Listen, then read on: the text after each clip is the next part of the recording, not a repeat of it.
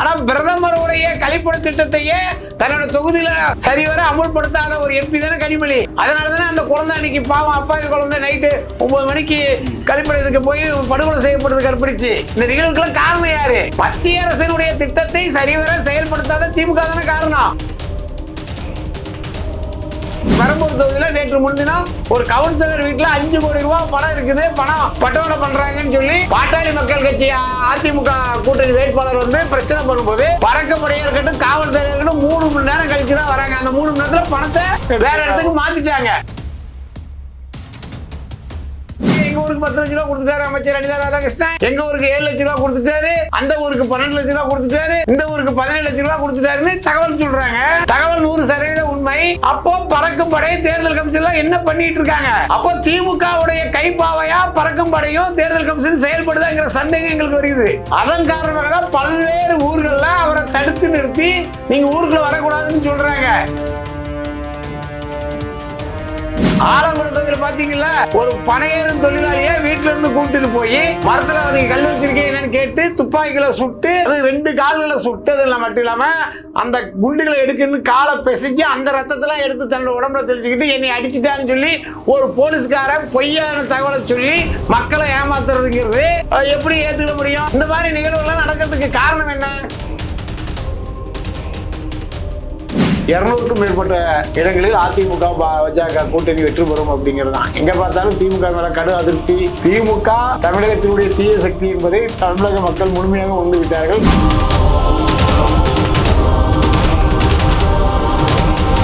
Spectrum Tamil நேயர்களுக்கு வணக்கம். நம்மோடு தமிழ்நாடு நாடார் சங்க தலைவர் முத்து ரமேஷ் நாடார் இருக்கிறார். பேசலாம் சார். வணக்கம். வணக்கம் சார். 150 தொகுதிகளில் நடைபெறக்கூடிய தேர்தலில் அதிமுக மற்றும் கூட்டணி வெற்றி பெறுவதற்கான வாய்ப்பு பிரகாசமாக இருக்குன்னு சொல்லி 2 கருத்து கணிப்பு முடிவுகள் தெரிவிச்சிருக்காங்க. இதனுடைய உங்களுடைய பார்வை? 150ங்கிறது முதல்ல கம்மியா இருந்துச்சு, இப்போ கொஞ்சம் கொஞ்சமா படிப்படியா வந்து 150 சொல்லியிருக்காங்க. இது வரவேற்கக்கூடிய விஷயம் தான். ஆனா மக்களுடைய மனநிலையை பார்த்தீங்கன்னா 200க்கும் மேற்பட்ட இடங்களில் அதிமுக பாஜக கூட்டணி வெற்றி பெறும் அப்படிங்கிறது தான். எங்க பார்த்தாலும் திமுக மேல கடு அதிருப்தி. அமைச்சர்களை தொகுதிக்குள்ள வரக்கூடாதுன்னு சொல்லி போராட்டம் பண்றாங்க. சபாநாயகர் தொகுதிக்குள்ள வரக்கூடாதுங்கிறாங்க. சிட்டிங் எம்எல்ஏக்கள் பல பேரை வந்து தொகுதிக்குள்ளேயே வரக்கூடாது, நீங்க தொகுதிக்கு ஒண்ணுமே செய்யல அப்படின்னு சட்டம் பிடிச்சு கேள்வி கேட்கிறாங்க. இன்னும் சொல்ல போனா சிறுபான்மை வாக்கு வங்கியை நம்பி இருக்கக்கூடிய திமுக அமைச்சர் அனிதா ராதாகிருஷ்ணன் திருச்செந்தூர் காயல்பட்டினத்துல முஸ்லிம் பெண்கள் முஸ்லீம் பெரியவர்களாம் நீ தொகுதிக்குள்ள எங்க ஊருக்குள்ள வரக்கூடாது, நீ ஓட்டு கேட்கறதுக்கு உங்களுக்கு எந்த தகுதியும் கிடையாது, பாஜகவை சொல்லி நீங்க ஏமாத்தாதீங்க அப்படிலாம் சொல்லி கேட்டதாக அதெல்லாம் பல்வேறு செய்திகள், தினமலர் பத்திரிகை போன்ற செய்திகள், பல்வேறு செய்திகள் வந்திருக்கு. அந்த அடிப்படையில் பார்க்கும்போது மக்கள் மனநிலை நமக்கு மிக எளிதாக புரிகிறது. திமுக தமிழகத்தினுடைய தீய சக்தி என்பதை தமிழக மக்கள் முழுமையாக உணர்ந்து விட்டார்கள். குறிப்பாக சிறுபான்மையினரும் உணர்ந்து விட்டார்கள். அதன் தாக்கம் காரணமாக மிகப்பெரிய அளவில் 200 தொகுதிக்கு மேல அதிமுக பாஜக அமமுக பாமக கூட்டணி மிகப்பெரிய வெற்றி பெறும் அப்படிங்கிறத நம்ம பார்க்க முடியும்.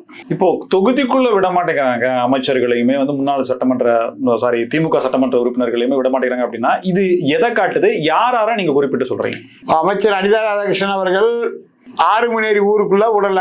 இப்போ மக்கள் கேள்வி கேட்காங்க, நீங்க இந்த தொகுதியில 25 வருஷமா சட்டமன்ற உறுப்பினராக இருக்கீங்களா, நீங்க ஏதாவது செஞ்சிருக்கீங்களா, நீங்க தேர்தல் நேரத்தில் வந்துட்டு வாக்குக்கு பணம் கொடுத்து ஓட்டு வாங்கினதை தவிர வேற என்ன செய்றீங்க அப்படிங்கிறது பொதுவான மக்கள் மனநிலை இருக்கு. நீங்க திருச்செந்தூர் பகுதியை சுற்றி பார்த்தீங்கன்னா திருச்செந்தூருங்கிறது அறுபடை முருகனுடைய 2வது படை வீடு. மிக பிரம்மாண்டமாக இன்னைக்கு சிவனாளர்லாம் 206 கோடி ரூபாய் நிதி கொடுத்து அந்த கோயிலை மிகப்பெரிய அளவில் கொண்டு வந்திருக்காங்க.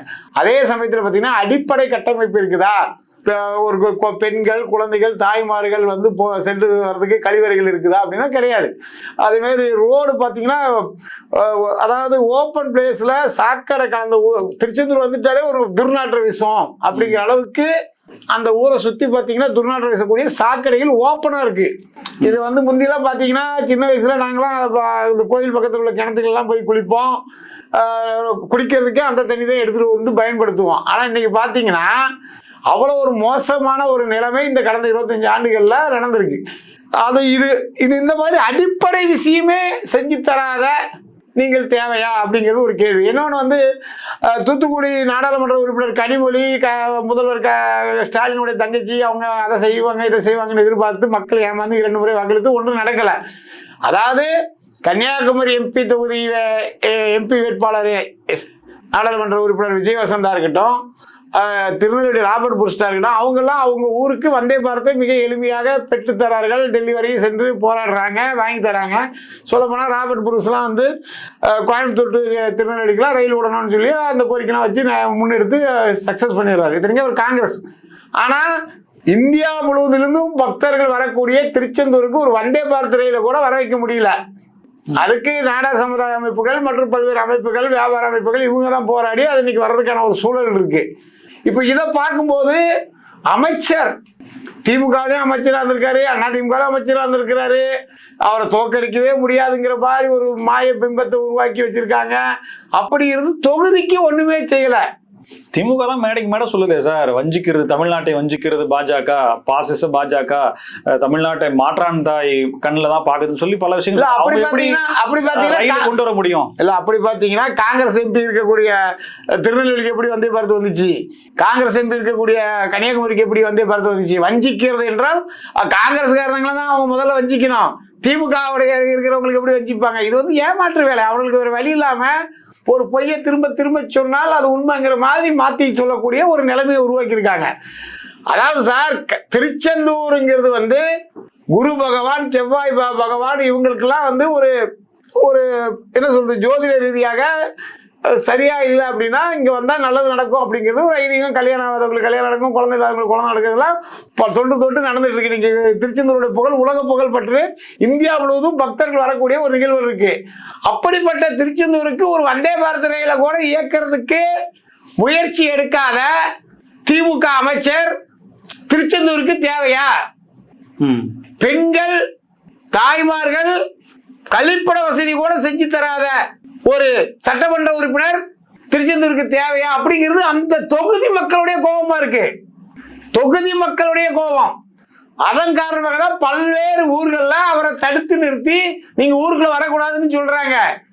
இன்னைக்கு அவர் தோற்றுருவோங்கிற பயம் காரணமாக கிராமமாக ஊர்களுக்கெல்லாம் உங்களுக்கு உங்க ஊருக்கு கோயிலுக்கு 5 லட்ச ரூபா கொடுக்கேன், கோயிலுக்கு 10 லட்ச ரூபா கொடுக்கேன், சர்ச்சுக்கு 5 லட்ச ரூபா கொடுக்குறேன், மசூதிக்கு 10 லட்ச ரூபா கொடுக்குறேன்னு சொல்லி பணத்தை வாரி இறைக்கக்கூடிய செயலை அவர் செஞ்சிட்டு இருக்காரு தோல்வி பயன் காரணமாக. ஆனா இதெல்லாம் பிடிக்க வேண்டிய தேர்தல் கமிஷன் வாயை பொத்திக்கிட்டு கையை கட்டிக்கிட்டு வேடிக்கை பார்த்துக்கிட்டு இருக்கு. இந்த மாதிரி தேர்தல் நேரங்கள்ல பணப்பட்டுவாடா எப்படி நடக்குது அதை தடுத்து நிறுத்த வேண்டிய தேர்தல் ஆணையம் என்ன செஞ்சிட்டு இருக்கு? பறக்கப்படை அதிகாரிகள் என்ன பண்றாங்க? ரோட்ல சாதாரண ஒரு வியாபாரி 51,000 ரூபாய் கொண்டு போனா 1000 ரூபாய் நீங்க எக்ஸ்ட்ரா கொண்டு போயிட்டீங்கன்னு சொல்லி கொடுக்கறத தவிர இவங்க என்ன செஞ்சிருக்காங்க? லட்சமா பட்டோட பணம் பண்றது சார். எப்படி பண்றாங்க? எனக்கு ஊர்ல இருந்து சொல்றாங்க, எங்க ஊருக்கு 10 லட்ச ரூபா கொடுத்துட்டாரு அமைச்சர் அனிதா ராதாகிருஷ்ணன், எங்க ஊருக்கு 7 லட்ச ரூபா கொடுத்துட்டாரு, அந்த ஊருக்கு 12 லட்ச ரூபா கொடுத்துட்டாரு, இந்த ஊருக்கு 17 லட்ச ரூபா கொடுத்துட்டாருன்னு தகவல் சொல்றாங்க. தகவல் 100% உண்மை. அப்போ பறக்கும் படை தேர்தல் கமிஷன் என்ன பண்ணிட்டு இருக்காங்க? அப்போ திமுகவுடைய கைப்பாவையா பறக்கும் படையும் தேர்தல் கமிஷன் செயல்படுதாங்கிற சந்தேகம் எங்களுக்கு வருகிறது. இதே ஒரு தொகுதியில அதே மாதிரி அப்படியே பக்கத்து தொகுதி ராதாபுரம் போனீங்கன்னா சபாநாயகர் அப்பாவு ஒண்ணுமே செய்யல தொகுதிக்கு. அவரும் இதே மாதிரி தான். அவர் காங்கிரஸ்ல இருந்தாரு, தமிழ் மாநில காங்கிரஸ்ல இருந்தாரு, அதிமுக சுயேட்சையா ஜெயிச்சு அதிமுகவுக்கு சால்ரை அடிச்சாரு, மறுபடியும் திமுக வந்தாரு. அந்த தொகுதிக்கு சம்பந்தம் இல்லாத கருணாநிதியோட அப்பா அம்மாவுக்கும் சிலையை ஒண்ணுங்க வச்சாரு. இந்த மாதிரி பல அதிருப்திகள் இருக்கு. சபாநாயகர் இருந்து இந்த தொகுதிக்கு ஏதாவது நல்லது செஞ்சிருக்காருன்னா ஒண்ணுமே கிடையாது. அதாவது கோசி மணிங்கிற திமுக அமைச்சர் 1989 கொண்டு வந்த ஒரு திட்டத்தை இவரு கொண்டு வந்தேன்னு சொல்லி சும்மா ஏமாத்திட்டு இருக்காரு. கோசி மணி 89 அமைச்சரா இருந்த வரலாறு அந்த ஊர் மக்களுக்கு தெரியாதுன்னு நினைச்சுக்கிட்டு அப்படி ஒரு ஏமாற்று வேலை பண்ணிட்டு இருக்காங்க. தொகுதி மக்கள் ராதாபுரம் தாலுக்காவில் டெய்லியும் 500-600 டேரஸ் கனிம வள கொள்ளைக்கு காரணமே, கொள்ளைக்கு துணைப்பு இருந்தது காரணமே அப்பாவுதான் சொல்லி கடுமையா குற்றச்சாட்டு சொல்றாங்க. பொதுவெளியில வெளிப்படையா சொல்றாரு, என் பேர்லயோ என்னுடைய குடும்பத்தார் உறவினர்கள் பேர்லயோ ஏதாவது ஒரு கல்குவாரி இருந்துச்சுன்னு சொன்னா நான் இப்பவே அரசியலை விட்டே போய்கிட்டுதான் அப்படின்றாரு. ஆமா, அது அவங்க பேர்ல இல்லைன்றத எல்லாரும் பேரும் வேற பேர்ல செட் பண்ணி வச்சிருக்காருங்கிறத அவர் சொல்றாரு. அவ்வளவுதான். என் பேர்ல இல்ல, நான் நடத்தல. ஆமா, இப்ப ஸ்டாலின் வந்து சொன்னார்ல, எனக்கு சொத்து எவ்வளவு இருக்குது, கார் கிடையாது, சைக்கிள் கிடையாது, எதுவுமே கிடையாது. ஆனா அவர் வந்து ரோட்ல நடந்துதான் ஓட்டு கேட்டுட்டு இருக்காரு. அவருக்கு சொந்த கார் கிடையாது, அதனால ரோட்ல நடந்து போய் தான் ஓட்டு கேட்டிருக்காரு. அந்த மாதிரி தான் வாட்ச் விலை இல்ல, அந்த மாதிரி தான் சார். அந்த வாட்சி எல்லாம் என்ன 100 ரூபா 150 ரூபா தான் இருக்கும். இதை இந்தியாவில் தேர்தல் கமிஷன் சிறப்பாக செயல்படாத வரை இது போன்ற அயோக்கியத்தன அரசியல்வாதிகள் தப்பி பிழைக்கிறதுக்கான வாய்ப்புகள் அதிகம். தேர்தல் கமிஷனே 40 லட்சம் ரூபாய் தான் ஒரு தொகுதிக்கு செலவு பண்ணணும்னு சொல்லி வரையறை பண்ணியிருக்கு. திமுக வேட்பாளர்கள் 40 லட்சம் ரூபாய்க்குள்ள செலவு பண்ணா ஒரு தொகுதியாச்சும் டெபாசிட் வாங்க முடியுமா? வாக்குக்கு 1000, 2000, 5000, 10,000 கொடுக்கணும்னு சொல்லி கோடி கோடியாக கடந்த 5 ஆண்டுகளாக கொள்ளையடித்து வைத்திருக்கக்கூடிய பணத்தை வைத்துக் கொண்டு இந்த பணம் இருக்கிறது நம்மளை யாராலும் வீழ்த்த முடியாதுன்னு சொல்லி மக்களை ஏமாற்றக்கூடிய அயோக்கியத்தனமான அரசியலை செய்கிறது திமுக. இப்ப கூட பாருங்க, பெரம்பூர் தொகுதியில் நேற்று முன்தினம் ஒரு கவுன்சிலர் வீட்டில் 5 கோடி ரூபாய் பணம் இருக்குது, பணம் பட்டுவாடை பண்றாங்கன்னு சொல்லி பாட்டாளி மக்கள் கட்சி அதிமுக கூட்டணி வேட்பாளர் பிரச்சனை பண்ணும்போது பறக்கப்படையா இருக்கட்டும், காவல்துறையா இருக்கட்டும் 3 மணி நேரம் கழிச்சு தான் வராங்க. அந்த 3 மணி நேரத்துல பணத்தை வேற இடத்துக்கு மாத்திட்டாங்க. அப்ப இந்த அளவுல தானே இருக்கு. நான் என்ன சொல்றேன், தொகுதிக்கு எத்தனை கோடி ரூபாய் செலவு பண்ணுங்கப்பா, எவ்வளவு வேணாலும் பண்ணிங்கன்னா ஓப்பன் மார்க்கெட் மாதிரி விட்டு போயிட வேண்டியதானே. நீங்க ரோட்ல காய்கறி வியாபாரம் குப்பனையும் சுப்பனையும் பிடிச்சி வச்சுக்கிட்டு அவங்க 51,001 ரூபா கொண்டு போனாலும் கபக்குன்னு பிடிக்கிறீங்க. ஆனா ஊருக்கு கிராமத்துக்கு 10 லட்சம், 20 லட்சம், 30 லட்சம், 50 லட்சம் கோடி கணக்குல பட்டுவாடாது எப்படி ஆகுது? இந்த கோபம் தான் மக்களுக்கு. அதே மாதிரி ஸ்ரீவைகுண்டம் தொகுதியுடைய சட்டமன்ற உறுப்பினர் அமிர்தராஜ் என்பவர் தொகுதிக்கே வரல. எங்க ஊருக்கு இவர்களை யாருன்னே தெரியல. போன 5 வருஷத்துக்கு முன்னாடி ஓட்டு கேட்க வந்ததோட சரி, அதுக்கப்புறம் இவர் வரவே இல்லை. இவருக்கெல்லாம் நாங்க ஓட்டு போட மாட்டோம் அப்படின்னு சொல்லி அவரையும் மறிச்சு பொதுமக்கள் சரிமாரியாக கேள்வி கேட்கிற கூட நிகழ்வுகள் நடந்திருக்கு. தூத்துக்குடியில வேப்பனத்து கிராமத்து பக்கத்துல கனிமொழியா ஊருக்குள்ள வராதுன்னு விரட்டி அடிச்ச நிகழ்ச்சி நடந்திருக்கு. ஏன் அவங்க என்ன பண்ணாங்க? எம்பியா இருந்துகிட்டு தேர்தல் நேரத்தில் தானே வராங்க. சொல்றது புரியுது இல்லையா உங்களுக்கு? எம்பி ஒரு முதல்வருடைய சகோதரி, அவங்க நம்ம எம்பியா இருந்தா நமக்கு நம்ம ஊருக்கும் மக்களுக்கும் நல்லது நடக்கும்னு நினைக்காங்க. ஆனா பிரதமருடைய கழிப்பட திட்டத்தையே தன்னோட தொகுதியில சரிவர அமுல்படுத்தாத ஒரு எம்பி தானே கனிமொழி. அதனாலதானே அந்த குழந்தை அன்னைக்கு பாவம் அப்பாவி குழந்தை நைட்டு 9 மணிக்கு கழிப்படத்துக்கு போய் படுகொலை செய்யப்படுறது கற்பிடிச்சு. இந்த நிகழ்வுக்கெல்லாம் காரணம் யாரு? மத்திய அரசினுடைய திட்டத்தை சரிவர செயல்படுத்தாத திமுக தானே காரணம்.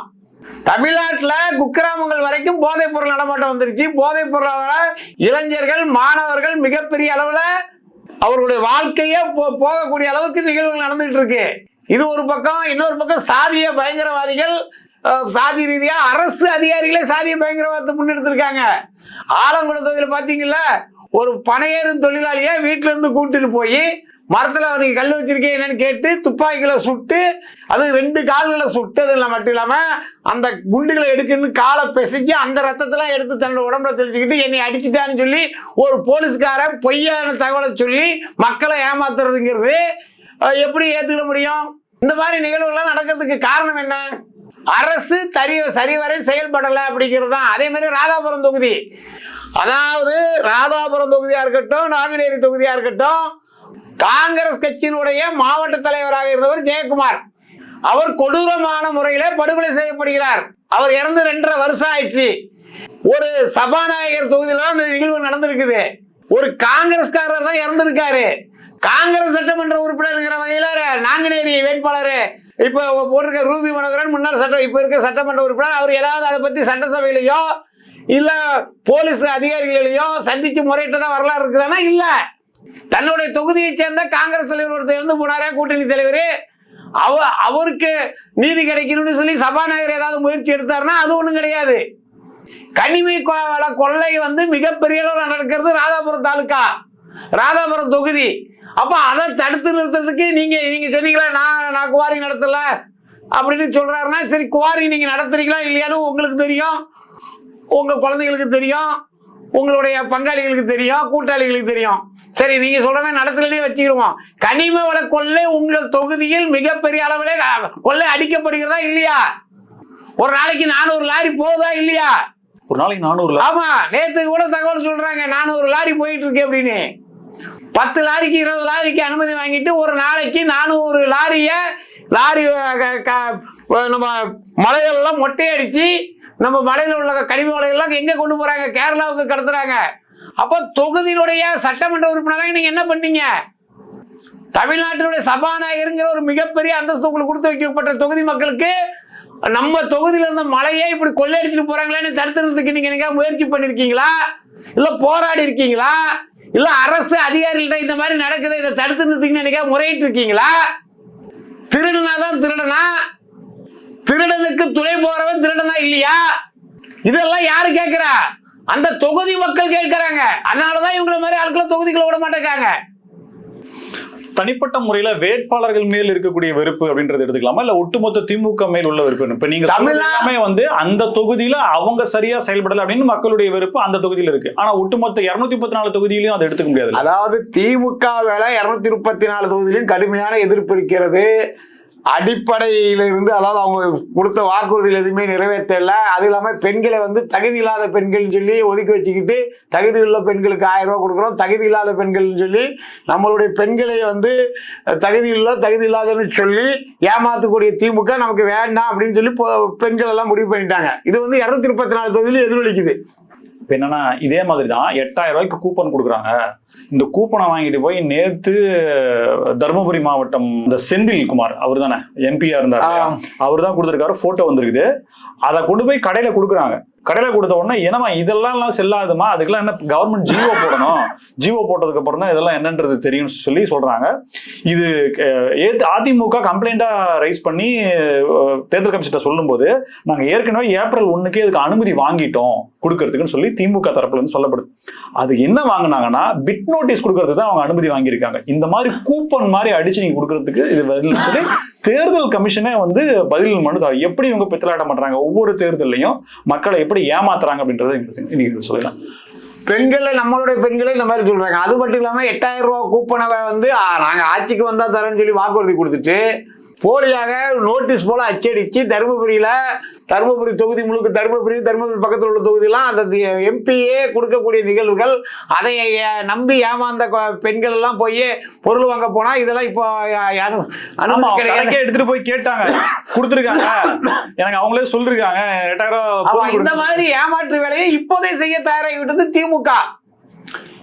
இவங்களை வந்து இந்த மாதிரியான ஒரு ஏமாற்று வேலையை தொடர்ந்து செய்யும் போது ஒட்டுமொத்த தமிழகமும் எதிர்ப்புலதான் இருக்கு. அவங்க கம்ப்ளைண்ட் பண்ணி அனுமதி வாங்கிட்டோன்ற மாதிரியான தகவல். அனுமதி வாங்கிட்டேன்னு சொல்றது நோட்டீஸ் கொடுக்கறதுக்கு சார். இது வந்து நோட்டீஸ் கிடையாது, பரிசு கூப்பனுங்கிற பேர்ல உங்களுக்கு 8000 ரூபாய் மதிப்புள்ள கூப்பனை தரோம், இதை கொண்டு போங்க, உங்களுக்கு கடையில வந்து உங்களுக்கு தேவையான பொருட்கள் தருவாங்கன்னு சொல்லி ஏமாத்துற வேலையை செஞ்சிருக்காங்க. அதாவது நோட்டீஸ் கொடுக்கறேன்னு அனுமதி வாங்கிட்டு தேர்தல் ஆணையத்தை ஏமாத்துறது அவங்களுக்கு புதுசா என்ன? மக்களை ஏமாற்றுவது, மாணவர்களை ஏமாற்றுவது, விவசாயிகளை ஏமாற்றுவது, வணிகர்களை ஏமாற்றுவது, அரசு ஊழியர்களை ஏமாற்றுவது, பகுதி நேர பள்ளி ஆசிரியர்களை ஏமாற்றுவது, இப்படி என்று தொடர்ந்து அனைத்து தரப்பு மக்களையும் ஏமாற்றுவது ஒன்றே குறிக்கால வைத்திருக்கக்கூடிய ஒரு கட்சி என்றால் அது திமுக தானே. அதை தானே கடந்த 5 வருஷம் வரலாறு நம்ம பார்த்துட்டு இருந்தோம். பழைய வரலாறு நிறைய இருக்குது, அதை நம்ம படிச்சிருக்கோம், கேட்டிருக்கோம். ஆனா நம்ம நேரடியாக கேட்டது மட்டும் இல்லாமல் படித்தது மட்டும் இல்லாமல் இப்ப திமுகவுடைய மோசமான ஆட்சியை பார்த்துட்டு இருக்கோம் இல்லையா? இந்த மாதிரி 234 தொகுதியில் எதிர்ப்பு இருக்கும் போது அந்தந்த பகுதியில மக்களால் விரட்டடிக்கப்படக்கூடிய அமைச்சர்கள், சபாநாயகர், எம்எல்ஏக்கள் இவங்க எல்லாம் என்ன செஞ்சாங்கன்னா ஒண்ணுமே செய்யல, எதுக்குமே வரலங்கிற கோபம். மற்றவங்க தவறு செய்திருக்காங்க, இருந்தாலும் தொகுதிக்கு வராங்க போறாங்க, ஓட்டு கேட்கறதுக்குலாம் மக்கள் விடுறாங்க. இவங்களை வந்து ஓட்டு கேட்கவே நீ வராத அப்படின்னு சொல்லி பிரச்சனை பண்ணக்கூடிய நிகழ்வுகள் நம்ம பாக்குறோம் இல்லையா? திமுக மட்டும்தான் வர வேண்டாம்னு சொல்றாங்களா, இல்ல ஒட்டுமொத்த கட்சிகள்? திமுகவையும் சொல்லியிருக்காங்க, ஸ்ரீவைகுண்டம் தொகுதி எம்எல்ஏ காங்கிரஸ் எம்எல்ஏவும் சொல்றாங்க, நாங்குநேரி காங்கிரஸ் எம்எல்ஏ ரூபி மனோகரையும் சொல்றாங்க. இப்படி எல்லாரையும் காங்கிரஸ் திமுக பாகுபாடு கிடையாது. அவங்களுக்கு அந்த தொகுதிக்கு இவங்க எதுவும் செய்யலைங்கிற கோபத்தின் வெளிப்பாடு காரணமாக ஓட்டு இவங்களுக்கு போடக்கூடாதுன்னு முடிவு பண்ணியாச்சு. இவங்க மேல பர்டிகுலரா இன்னும் கோபம் ஏன் அதிகமாக வருதுன்னா, இவர்கள் வந்து எதுக்குமே நல்லது செய்ய வரலையே, இப்ப எதுக்கு வராங்க? 5 வருஷமா தொகுதி பக்கம் வராத ஆட்கள் இப்ப எதுக்கு வராங்க? அப்படிங்கிற கோபம் காரணமாக இந்த பிரச்சனைகள் எதிரொலிக்குது. திமுகவின் வெற்றி வாய்ப்பு 234 தொகுதிகளிலும் அப்படின்ற மாதிரியான ஒரு மறைமுகமான ஒரு பிம்பத்தை ஏற்படுத்தி கொண்டிருக்க திமுக. ஆனா கள நிலவரம் அப்படிங்கிறது வேற மாதிரி. கள நிலவரம் மக்கள் மனசுலையுமே வேற மாதிரி இருக்கு. திமுக படுதோல்வி அடைவது நிச்சயம். ஆனால் பணத்தை நம்பி இருக்கிறார்கள். ஓட்டுக்கு 5000, 10,000, 3000, 20,000 கொடுக்கறதுக்கு அவங்க ஏற்கனவே கொள்ளடிச்சு வச்சிருக்க பணத்தை வச்சு கொடுக்க தயாராயிட்டாங்க. ஆனா தேர்தல் கமிஷன் விழிப்புணர்வாக இருக்கணும். இப்பவே நீங்க சொல்றதுன்னா 23ஆம் தேதி தான் போலிங்கன்னா, அது நெருங்க 20ஆம் தேதிக்கு மேல வேற மாதிரி இன்னும் பயங்கரமா நடக்குமே. அதெல்லாம் போய் தேடி பிடிக்கணுமே. இவங்க இவ்வளவு லாசியா இருந்தாங்கன்னா இப்படி. காவல்துறை தனது கடமையை சரிவர செய்தால் திமுக 234 தொகுதியில் நிச்சயம் டெபாசிட் இழக்கும். அதுல மாற்று கருத்தே கிடையாது. அதே சமயத்துல அவர்கள் பணப்பட்டுவாடாவை நம்பி இருக்கிறார். இருக்கிறார்கள். வாக்குக்கு பணம் கொடுத்தால் தமிழக மக்கள் ஏமாந்து நமக்கு வாக்களித்து விடுவார்கள் என்கின்ற பழைய கணக்கை போட்டு செயல்பட்டு கொண்டிருக்கிறார்கள். ஆனால் தமிழக மக்கள் இந்த முறை மிக தெளிவாக இருக்கிறார்கள். 1000, 2000, 5000, 10,000க்கு நாங்கள் விலை போக மாட்டோம். அந்த பணம் எங்கள் பணம், அதனால் நாங்கள் வாங்கிக் கொள்வோம். நிச்சயம் ஆட்சி மாற்றத்தை ஏற்படுத்துவோம். தமிழ்நாட்டுக்கு சட்ட ஒழுங்கு பிரச்சனையை சரி செய்யக்கூடிய ஒரு ஆட்சி தேவை, விவசாய பிரச்சனையை சரி செய்வதற்கு ஒரு ஆட்சி தேவை, மாணவர்களுடைய பிரச்சனைகளை சரி செய்வதற்கு ஒரு ஆட்சி தேவை. இப்படி அனைத்து தரப்பு மக்களும் ஒத்த கருத்துடன் இருக்கிறார்கள். அதனால் நிச்சயம் ஒரு மிகப்பெரிய ஆட்சி மாற்றம் அதிமுக தலைமையில் ஏற்படும் அப்படிங்கிறதா ஒட்டுமொத்த தமிழக மக்களுடைய பார்வையா இருக்கு. மிக்க நன்றி சார். பல்வேறு தகவல்களுக்கு நன்றி. நன்றி. மீண்டும் சந்திப்போம். இணைந்திருங்கள் ஸ்பெக்ட்ரம் தமிழோட நன்றி நேயர்களே.